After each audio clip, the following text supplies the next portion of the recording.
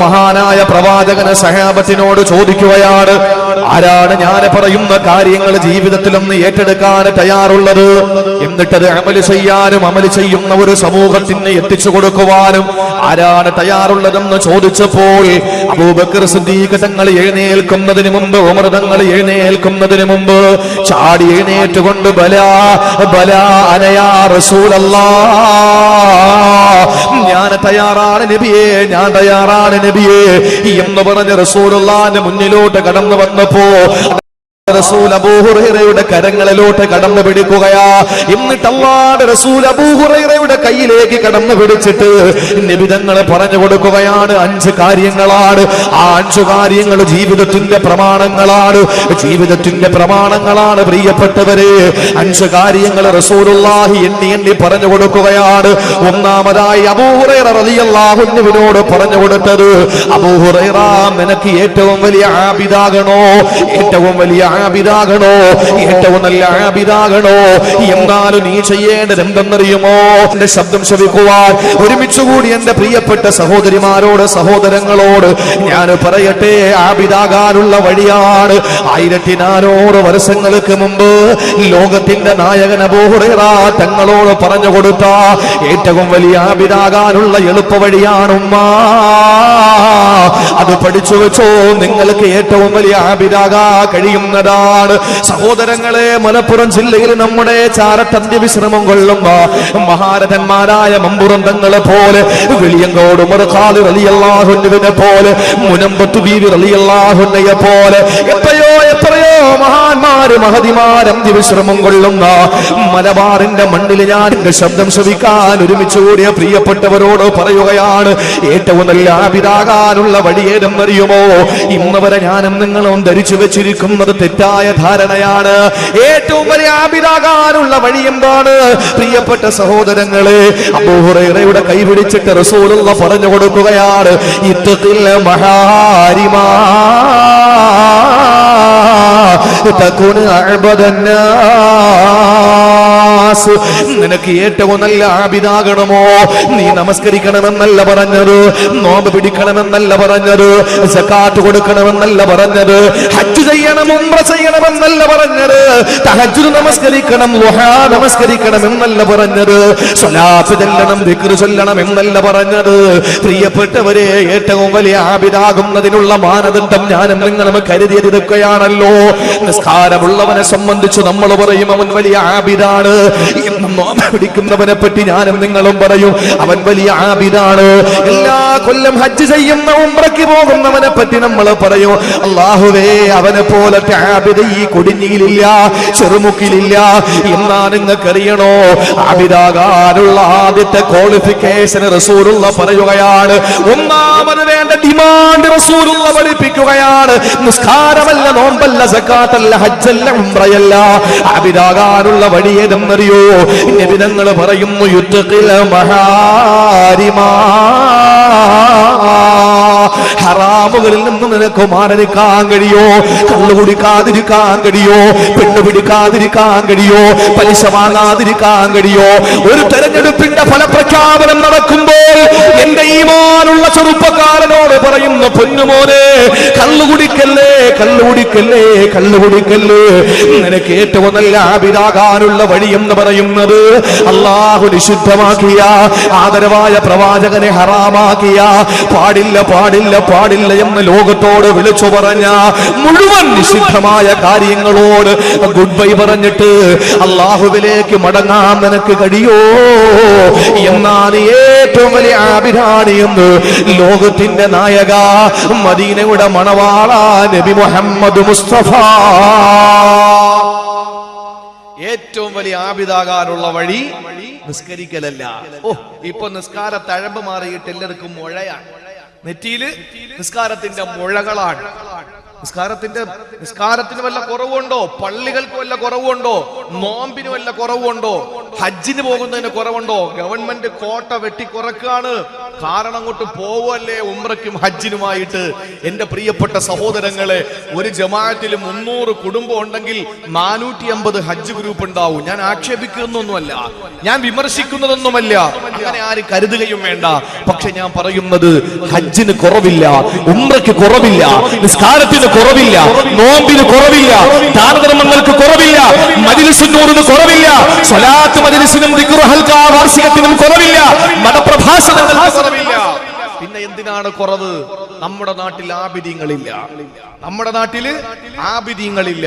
എന്തേ ആബിദീങ്ങളില്ലാതെ പോയത്?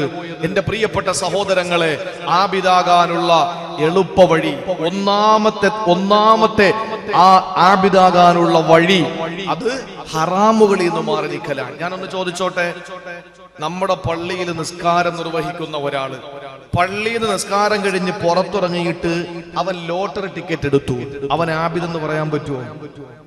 5 നേരവും ഇമാമിന്റെ തൊട്ട് പുറകിൽ ഉണ്ടാവും. മഹാനായ ഉമർ ബിൻ ഖത്താബ് റളിയല്ലാഹു അൻഹുവിന്റെ ചാരത്ത് എല്ലാവരും നിരന്നിരിക്കുമ്പോൾ ഉമർ റളിയല്ലാഹു അൻഹു ചോദിക്കുകയാണ്, അയ്യുന്നാസി അഫ്ളലു, ആരാണ് ജനങ്ങളിൽ ഏറ്റവും ശ്രേഷ്ഠരെന്നറിയുമോ? ആകാശത്തിന് താഴെ ഭൂമിക്ക് മുകളിൽ പടച്ച തമ്പുരാന്റെ അടുക്കൽ വലിയ സ്വീകാര്യമായ ഏറ്റവും നല്ല മനുഷ്യരാരാണെന്നറിയുമോ എന്ന് ചോദിക്കുമ്പോൾ എല്ലാവരും ഏകസ്വരത്തിൽ പറഞ്ഞതെന്താണ്? ഉമർ തങ്ങളെ, അൽ മുസല്ലൂ, 5 നേരം നമസ്കരിക്കുന്നവനാ അള്ളാഹുവിന് ഏറ്റവും ഇഷ്ടപ്പെട്ടവന്. 5 നേരം നമസ്കരിക്കുന്നവനാണ് ആകാശത്തിന് താഴെ ഭൂമിക്ക് മുകളിൽ ഏറ്റവും നല്ലവനെന്ന് പറഞ്ഞപ്പോ ഉമർ റളിയല്ലാഹു അൻഹു തലയനക്കിയിട്ട് പറഞ്ഞു, അല്ല, അവനല്ല ഏറ്റവും നല്ലവൻ, അവനല്ല. കാരണം എന്താണ്? നിസ്കരിക്കുന്നവരിൽ നല്ലവനുണ്ടാകും, നമസ്കരിക്കുന്നവരിൽ തെമ്മാടി ഉണ്ടാകും. സഹോദരങ്ങളെ, നിസ്കരിച്ചിട്ട് പലിശയ്ക്ക് പണം കൊടുക്കുന്നവനില്ലേ, നമസ്കരിച്ചിട്ട് കള്ളു കുടിക്കുന്നവനില്ലേ, നമസ്കരിച്ചിട്ട് ലോട്ടറി ടിക്കറ്റ് എടുക്കുന്നവനില്ലേ, നമസ്കാരം കഴിഞ്ഞിട്ട് പരദൂഷണം പറയുന്നവനില്ലേ? മഹാനായ ഉമർ റളിയല്ലാഹു അൻഹു പറഞ്ഞു, ഇന്നൽ മുസല്ലി യകൂനു ബിർറൻ വഫാജിറാ, നമസ്കാരക്കാരും നല്ലവരുണ്ടാകും, തെമ്മാടി ഉണ്ടാകും. എന്നാ ഉമർ തങ്ങളെ മറ്റാരുമല്ല, സ്വായിമോ, നോമ്പുകാരാണ്.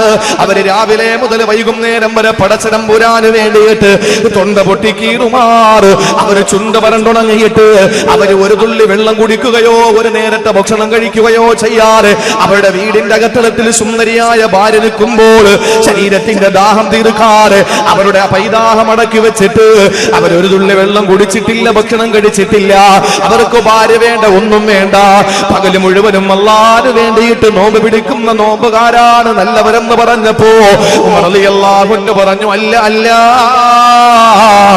അല്ലാഹുവിന്റെ പ്രിയപ്പെട്ട പ്രവാചകന്റെ കൂട്ടുകാരനായ അല്ലാഹുവിന്റെ റസൂലിന്റെ പിന്തലമുറക്കാരനായ ഉമർ ബിൻ ഖത്താബ് റളിയല്ലാഹു അൻഹു പറയുകയാണ്, നോമ്പുകാരിൽ നല്ലവനുണ്ടാകും, നോമ്പുകാരിൽ തെമ്മാടി ഉണ്ടാകും. നോമ്പ് പിടിക്കുന്ന എത്രയോ ആളുകളെ ഹറാമ് പറയുന്നവരാ. ഇന്ന് വായിക്കും വയറിനുമല്ലേ നോമ്പുള്ളത്, ഇന്ന് വായിക്കും വയറിനുമല്ലേ നോമ്പുള്ളത്. കാതിന് നോമ്പില്ല, കണ്ണിന് നോമ്പില്ല, നാക്കിന് നോമ്പില്ല. നോമ്പ് പിടിച്ചുകൊണ്ട് ഫസാദ് പറയുന്നവരല്ലേ, നോമ്പ് പിടിച്ചുകൊണ്ട് ഹറാമുകൾ കാണുന്നവരല്ലേ, നോമ്പ് പിടിച്ചുകൊണ്ട് നിഷിദ്ധമായ കാര്യങ്ങൾ കേൾക്കുന്നവരല്ലേ. അവരുടെ നോമ്പ് കൊണ്ട് എന്ത് പുണ്യമാണ്, എന്ത് ചൈതന്യമാണ് ഉണ്ടാകുന്നത്. അതുകൊണ്ട് നോമ്പുകാരിൽ നല്ലവരുണ്ടാകും, മോശക്കാരുണ്ടാകും. എന്നാൽ ഉമർ തങ്ങളെ അൽ മുജാഹിദൂൻ, അല്ലാഹുവിന്റെ ദീനിന് വേണ്ടിയിട്ട് ശരീരം കൊടുക്കുന്നവരാ. ശരീരം പെടഞ്ഞ് പെടഞ്ഞ് പെടഞ്ഞ് വീഴുമ്പോഴോ അവരുടെ ശരീരത്തിൽ നിന്ന് രക്തം ചാലിട്ടൊഴുകുമ്പോൾ എന്റെ പ്രിയപ്പെട്ടവരെ, ദീനിന് വേണ്ടിയിട്ടാണല്ലോ എന്ന ചിന്തയോടെ അവര് പുഞ്ചിരിക്കുന്ന വദനത്തോടെ കിടക്കുന്ന ധീര മുജാഹിദീങ്ങളുണ്ടല്ലോ. രക്തസാക്ഷി തൊട്ട പുഞ്ചിരിയോടെ സ്വീകരിച്ച ധീര മുജാഹിദീങ്ങളുണ്ടല്ലോ. അവരാണ് ഉമർ തങ്ങളെ എന്ന് പറഞ്ഞപ്പോൾ ഉമർ ബിൻ ഖത്താബ് റളിയല്ലാഹു അൻഹു പറയുന്ന, മുജാഹിദീങ്ങളിൽ പോലും നല്ലവരും മോശക്കാരും ഉണ്ടാകാം, ധർമ്മസമരം ചെയ്യുന്നവരിൽ പോലും നല്ലവരും മോശക്കാരും ഉണ്ടാകാം. അതുകൊണ്ട് നിസ്കാരക്കാരെ കണ്ടിട്ട് നല്ലവനാണെന്ന് കരുതണ്ട, നോമ്പുകാരനെ കണ്ടിട്ട് നല്ലവനാണെന്ന് കരുതണ്ട. പ്രിയപ്പെട്ടവരെ, പിന്നെ നല്ലവനാരെന്നറിയോ? ഈ ചെറുമുക്കിൽ ഏറ്റവും നല്ലവളാരെന്ന് ചോദിച്ചാൽ രണ്ടഭിപ്രായം വേണ്ട ഉമ്മ, രണ്ടഭിപ്രായം വേണ്ട. മുസല്ല വിരിച്ചിട്ട് നിസ്കാരപ്പായ വിരിച്ചിട്ട് നിസ്കാരക്കുപ്പായം ധരിച്ചുകൊണ്ട് 24 മണിക്കൂർ നിസ്കാരപ്പായിൽ ഇരിക്കുന്ന, ഒളുവോടെ ഇരിക്കുന്ന ഉമ്മ, ഒരു കയ്യിലെ വിശുദ്ധ ഖുർആൻ വെച്ചിട്ട് മറ്റേ കയ്യിലെ തസ്ബീഹ് മാല പിടിച്ചിട്ട് ഒരു കസേരയിൽ നിന്ന് അടുത്ത കസേരയിൽ കാല് വെച്ച് അല്ലാഹുവിന് വേണ്ടി ദിക്ർ ചൊല്ലിയിരിക്കുന്ന ഉമ്മ, നീ നിന്റെ ഇബാദത്തുകൾ നീ വളരെ സജീവമായി ചെയ്യുമ്പോൾ ഒരുപക്ഷേ നിന്റെ മനസ്സ് ക്ലിയർ അല്ലാതിരിക്കാം, നിന്റെ ശരീരം ശുദ്ധിയായിരിക്കാം, പക്ഷെ മനസ്സ് മലിനമായിരിക്കാം. അതുകൊണ്ട് നിസ്കാരക്കാരിലും നോമ്പുകാരിലും ധർമ്മസമരം ചെയ്യുന്നവരിലും മോശക്കാര് വരാം, നല്ലവരും ഉണ്ടാകാം. പിന്നെ ആരാണ് ഉമർ തങ്ങളെ നല്ലവരെന്ന് ചോദിച്ചപ്പോ ഉമർ റളിയല്ലാഹു അൻഹു പറയുകയാണ്, അൽ വറഉ ഫീ ദീനില്ലാഹ് യസ്തക്മിലു അല്ലാഹുവിന്റെ ദീനിൽ സൂക്ഷ്മത കാണിച്ചവനാരാ, ഈ ചെറുമുക്കിലെ ഏറ്റവും നല്ലവനാരെന്ന് ചോദിച്ചാൽ മറുപടി ഒന്നേ ഉള്ളൂ, ഇന്നേ വരെ ഹറാമുകൾ ചെയ്തിട്ടില്ല, ഇന്നേ വരെ കള്ളു കുടിച്ചിട്ടില്ല, ഇന്നേ വരെ പെണ്ണ് പിടിച്ചിട്ടില്ല, ഇന്നേ വരെ പലിശ വാങ്ങിയിട്ടില്ല, ഇന്നേ വരെ ലോട്ടറി ടിക്കറ്റ് എടുത്തിട്ടില്ല, ഇന്നേ വരെ സീരിയൽ കണ്ടിട്ടില്ല, ഇന്നേ വരെ സിനിമ കണ്ടിട്ടില്ല, ഇന്നേ വരെ ഒരാളെ പോലും ഉപദ്രവിച്ചിട്ടില്ല, ഇന്നേ വരെ ഒരാളോട് മോശപ്പെട്ട സംസാരം സംസാരിച്ചിട്ടില്ല. അങ്ങനെയുള്ള ഒരാൾ ഈ നാട്ടിലുണ്ടോ? നിസ്കാരമല്ല ആബിദാകാനുള്ള വഴി, നോമ്പല്ല ആബിദാകാനുള്ള വഴി, പിന്നെ ഏതാണ് പ്രിയപ്പെട്ടവരെ ആബിദാകാ? നിനക്ക് ഏറ്റവും നല്ല ആബിദാകാൻ റസൂലുള്ളാഹി പറഞ്ഞു തന്ന വഴി ഏതാ? ഇത്തഖിൽ മഹാരിമ തകുന അഅബദന്നാസ്. ജനങ്ങളിൽ വെച്ച് ഏറ്റവും വലിയ ആബിദാകണമെങ്കിൽ നീ ആദ്യം വീട്ടിലിരിക്കുന്ന സീരിയൽ മാറ്റി വെക്കുക. നിസ്കരിക്കുന്നു എന്ന് പറഞ്ഞിട്ട് കാര്യമില്ല. പള്ളിക്ക് വേണ്ടി മോതിരം ചോദിക്കുമ്പോ മാല എന്നെ വലിച്ചു പൊട്ടിച്ചു കൊടുക്കാൻ കാര്യമില്ല, കൂലി കിട്ടും, പക്ഷെ നീ വലിയ ആളാണെന്ന് പറയാൻ പറ്റൂല. അങ്ങനെ വേണമെങ്കിൽ നിന്റെ വലിയ മൊബൈലിൽ നിന്ന് ഇനിയുള്ള മെസ്സേജുകൾ പാസ് ചെയ്യാതെ നീ നോക്കണം. ഇനി നിന്റെ ജീവിതത്തിൽ സൂക്ഷ്മത ഉണ്ടാക്കണം. അങ്ങനെ സൂക്ഷ്മത ഉണ്ടായാൽ മാത്രമേ നിനക്ക് അള്ളാഹുവിന്റെ അടുക്കൽ ഏറ്റവും നല്ലവളായി മാറാൻ കഴിയുകയുള്ളൂ. ഞാൻ ചോദിക്കട്ടെ, ഒരു സംശയവും നിങ്ങൾക്ക് ആ കാര്യത്തിൽ വേണ്ട. എപ്പോഴാണ് ആദരവായ പ്രവാചകൻ നബി മുഹമ്മദ് മുസ്തഫ സല്ലല്ലാഹു അലൈഹി വസല്ലമ തങ്ങൾ നബിയായത്? എപ്പോഴാണ്? പറയ്. എത്രാമത്തെ വയസ്സിലാണ് നബി തങ്ങൾ നബിയായത്? എത്രാമത്തെ വയസ്സിലാണ്? എത്ര? 40-ാമത്തെ വയസ്സ് അല്ലേ? 40-ാമത്തെ വയസ്സിൽ പ്രവാചകനായി. തെറ്റാണ്, ഒരിക്കലും അല്ല. നബിയോട് തന്നെ ചോദിച്ചല്ലോ, മത്താ കുന്ത നബിയ, നിങ്ങൾ എപ്പോഴാ നബിയായത്? നബി സല്ലല്ലാഹു അലൈഹി വസല്ലമ തങ്ങൾ പറഞ്ഞു, ആദം നബി വെള്ളത്തിന്റെയും മണ്ണിന്റെയും ഇടയിലായിരുന്നപ്പോ തന്നെ ഞാൻ നബിയായി എന്നാണ്. എന്ന് പറഞ്ഞാൽ മനുഷ്യൻ അന്നുണ്ടായിട്ടില്ല. നബി ഉണ്ടായിട്ടില്ലെന്നല്ല, മനുഷ്യൻ പോലും അന്നുണ്ടായിട്ടില്ല. ആദം നബിയെ പോലും അല്ലാഹു പടച്ചിട്ടില്ല. അപ്പോഴേ നമ്മുടെ പ്രവാചകനായി. നമ്മൾ പറയൂലേ, എടാ നീ എന്നെ ആരെന്നാ മനസ്സിലാക്കിയത്? ഞാൻ ജനിക്കുമ്പോ നീ ഞരമ്പിലൂടെ ഓടുന്നേ ഉള്ളൂ നമ്മൾ പറയില്ലേ? എന്ന് പറഞ്ഞാൽ വാപ്പാന്റെ നട്ടലിലൂടെ നമ്മൾ ബീജത്തുല്യായി ഓടിക്കൊണ്ടിരിക്കുമ്പോഴേ ജനിച്ചു എന്നാണ് നമ്മൾ പറയുക. രണ്ടുപേര് തമ്മിൽ വഴക്കുണ്ടാകുമ്പോ പ്രശ്നം ഉണ്ടാകുമ്പോൾ പറയും, നിനക്കെന്നെ അറിയില്ല, ഞാൻ ജനിക്കുന്ന സമയത്ത്, അല്ലെങ്കിൽ ഞാൻ പാർട്ടി പ്രവർത്തനം തുടങ്ങുന്ന സമയത്ത്, അല്ലെങ്കിൽ ഞാൻ പള്ളി കമ്മിറ്റിയിൽ വരുന്ന സമയത്ത് നീ ഞരമ്പിലൂടെ ഓടുന്നേ ഉള്ളൂ എന്ന് പറയുന്നത് മോശപ്പെട്ടൊരു വാക്കാണെന്ന് ആരും കരുതണ്ട. നമ്മളൊക്കെ അങ്ങനെ ഓടിയിട്ട് തന്നെ അങ്ങോട്ട് വന്നത്. എന്റെ പ്രിയപ്പെട്ടവരെ, എന്നതുപോലെ നബിതങ്ങൾ പറഞ്ഞു, ഞാൻ നബി ആയപ്പോ ആദം നബി മണ്ണിന്റെയും വെള്ളത്തിന്റെയും ഇടയിലാണ് എന്ന് പറഞ്ഞാൽ അന്ന് ആദം നബിയെ പടച്ചിട്ടില്ല എന്നർത്ഥം. പിന്നെ 40-ാമത്തെ വയസ്സിൽ എന്താ സംഭവിച്ചത്? അള്ളാഹുവിന്റെ റസൂലിന് പ്രബോധനത്തിനുള്ള അനുവാദം അള്ളാഹു കൊടുത്തത് 40-ാമത്തെ വയസ്സിലാണ്. 40-ാമത്തെ വയസ്സിലാണ് നബി തങ്ങൾക്ക് പ്രബോധനത്തിനുള്ള അനുവാദം കൊടുത്തത്. നിങ്ങൾ ഒന്ന് ചിന്തിക്കണം, ഒരു മിനിറ്റ് നിങ്ങൾ ഒന്ന് ചിന്തിച്ചേ. 40-ാമത്തെ വയസ്സിൽ റസൂലുള്ളാഹി ദഅവത്ത് തുടങ്ങി. 40-ാമത്തെ വയസ്സിലെ പ്രവാചകന് ദഅവത്ത് തുടങ്ങി. അവിടുന്ന് 11 വർഷം കഴിഞ്ഞിട്ടാണ് നിസ്കാരം അല്ലാഹു തആല ഈ ഉമ്മത്തിന് കൊടുത്തത്. എത്ര കൊല്ലം? 11 കൊല്ലം. 51-ാമത്തെ വയസ്സിലാണ് നിസ്കാരം നിർബന്ധമാക്കിയത്. അതുവരെ ഈ നിസ്കാരമില്ല. 40-ാമത്തെ വയസ്സിൽ നുബുവത്തിന്റെ അല്ലെങ്കിൽ പ്രബോധനത്തിനുള്ള അനുവാദം കൊടുത്ത് 11 കൊല്ലം കഴിഞ്ഞിട്ടാണ് നിസ്കാരം അല്ലാഹു നിർബന്ധമാക്കിയത്. അല്ലാഹു തആല നോമ്പും സകാത്തും നിർബന്ധമാക്കിയത് എന്റെ പ്രിയപ്പെട്ട സഹോദരങ്ങളെ 15 കൊല്ലം കഴിഞ്ഞിട്ടാണ്. ചിന്തിക്കണം. ഹജ്ജ് അള്ളാഹു നിർബന്ധമാക്കിയത് 19 കൊല്ലം കഴിഞ്ഞിട്ട്. ഇസ്ലാം കാര്യം എല്ലാം ആയില്ലേ? എല്ലാം ആയില്ലേ? നിങ്ങൾക്ക് മനസ്സിലാവുന്നില്ലേ ഈ പറയുന്നത്? 40ാമത്തെ വയസ്സിൽ നബിയോട് പറഞ്ഞു ദഅവത്ത് തുടങ്ങിക്കോളാൻ, ജനങ്ങൾക്ക് എത്തിച്ചു കൊടുക്കാൻ പറഞ്ഞു. 40ാമത്തെ വയസ്സിൽ റസൂലുള്ളാഹി ജനങ്ങളിലേക്ക് ഇറങ്ങിച്ചെന്നു. നിസ്കാരമൊന്നും പഠിപ്പിച്ചു കൊടുത്തില്ല, നോമ്പിനെ പറ്റിയും പറഞ്ഞില്ല, സക്കാത്തിനെ പറ്റിയും പറഞ്ഞില്ല, ഹജ്ജിനെ പറ്റിയും പറഞ്ഞില്ല. നിസ്കാരത്തെ പറ്റി പറഞ്ഞത് 11 കൊല്ലം കഴിഞ്ഞിട്ടാണ്. നോമ്പിനെ പറ്റിയും സക്കാത്തിനെ പറ്റിയും പറഞ്ഞത് 15 കൊല്ലം കഴിഞ്ഞിട്ടാണ്. ഹജ്ജിനെ പറ്റി പറഞ്ഞത് 19 കൊല്ലം കഴിഞ്ഞിട്ടാണ്. അപ്പോ ഇതിനിടയിൽ ഇത്രയും കൊല്ലം എന്തായിരുന്നു റസൂലുള്ളാഹിന്റെ ഡ്യൂട്ടി? എന്തായിരുന്നു? നമ്മളൊരു പുതിയ വീട് താമസത്തിന് പോയി. നമ്മൾ ആദ്യം എന്താ ചെയ്യാ? നേരെ അങ്ങോട്ട് ചെന്ന് കിടക്കുക? അതിൽ ഇല്ല. നമ്മൾ എന്താ ആദ്യം ചെയ്യാ? ആദ്യം ഒന്ന് കഴുകി, ഒന്ന് തൂത്തുവാരി നമ്മൾ കഴുകി ഒന്ന് ശുദ്ധിയാക്കിയിട്ടേ നമ്മൾ അതിനകത്ത് കയറും. അങ്ങനെയാണല്ലോ നമ്മൾ ചെയ്യാ. നമ്മൾ കുറച്ച് നെല്ല് വയലിൽ നമ്മൾ വിതയ്ക്കാൻ വേണ്ടി പോയാൽ നമ്മൾ ആദ്യം എന്താ ചെയ്യാ? ആ പുരയിടത്തിലെ ആ നെൽപ്പാടത്തിലെ മുഴുവൻ കളകളെയും നമ്മൾ പറിച്ച് കളഞ്ഞ് ആവശ്യമില്ലാത്തതിനൊക്കെ നമ്മൾ പിഴുത് കളഞ്ഞതിന് ശേഷമാണ് നമ്മൾ നെല്ല് വിതയ്ക്കുക. കാരണം എന്താണ്? ആദ്യം അവിടെ ഉള്ള മാലിന്യങ്ങൾ നീക്കം ചെയ്യുക എന്നുള്ളതാണ്. അള്ളാഹുവിന്റെ റസൂലിന് 40ാമത്തെ വയസ്സിൽ ദഅവത്തിന്റെ അനുവാദം കിട്ടി. ആ സമയത്ത് നബി തങ്ങളുടെ ഡ്യൂട്ടി എന്താണ്? 11 കൊല്ലം കഴിഞ്ഞിട്ടാണ് നിസ്കാരം നിർബന്ധമാക്കിയത്.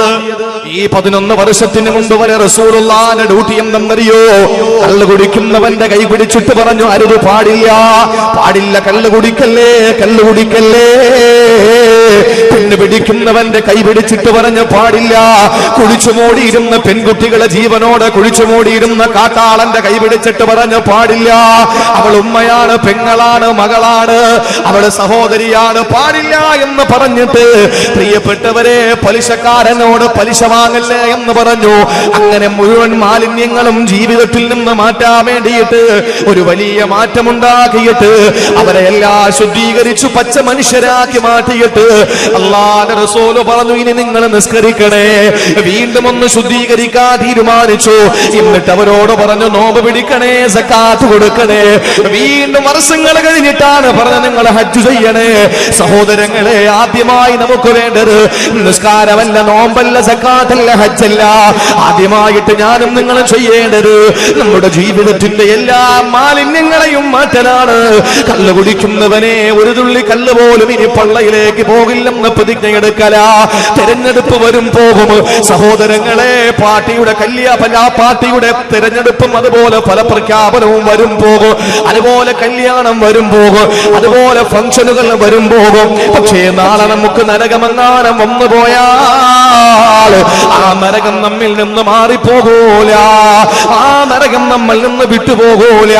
അതുകൊണ്ട് പെങ്ങളെ, ഇനിയെങ്കിലും ഒന്ന് മാറിക്കൂടെ?